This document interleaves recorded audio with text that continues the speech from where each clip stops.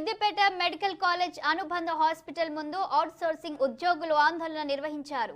కొన్ని సంవత్సరాలుగా అవుట్సోర్సింగ్ విధానంలో నర్సులు ఉద్యోగులుగా విధులు నిర్వహించినప్పటికీ ఇక్కడ పనిచేసినట్టు ఎక్స్పీరియన్స్ సర్టిఫికెట్ ఇవ్వకుండా సూపరింటెండెంట్ వేధింపులకు గురి చేస్తున్నారని ఆరోపించారు. అనుభవ ధృవీకరణ పత్రం ఇస్తే ప్రభుత్వం నిర్వహించే ఉద్యోగుల్లో కొంత వెయిటేజ్ ఉంటుందని వారు తెలిపారు.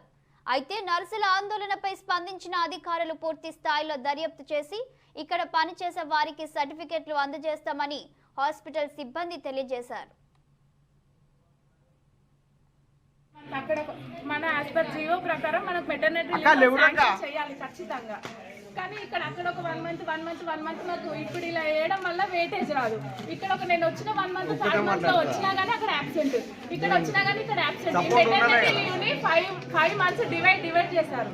6 మంత్స్ నేను కంటిన్యూగా రాను కదా, ఆ 6 మంత్స్ డ్యూరింగ్ పీరియడ్ ఇక్కడ మెటర్నిటీ లీవ్ మెన్షన్ చేయొద్దు.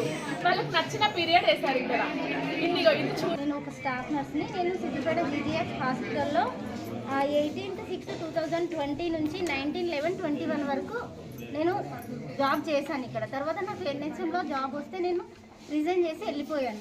సో నేను ఇక్కడ క్లియర్గా మెన్షన్ చేసిన మెటర్నిటీ లీవ్స్ నేను 2 మంత్స్ తీసుకున్నా. సో నేను అప్పటి నుంచి అప్పటి వరకు ఇవ్వచ్చు కదా. తర్వాత నేను 22లో చేయనే లేదు, కానీ ఇక్కడ 1/6/22 అని ఇచ్చారు. ఇది ఎంతవరకు వ్యాలిడ్? అట్లా నా ఒక్కదాన్నే కాదు, చాలా మందిది అసలు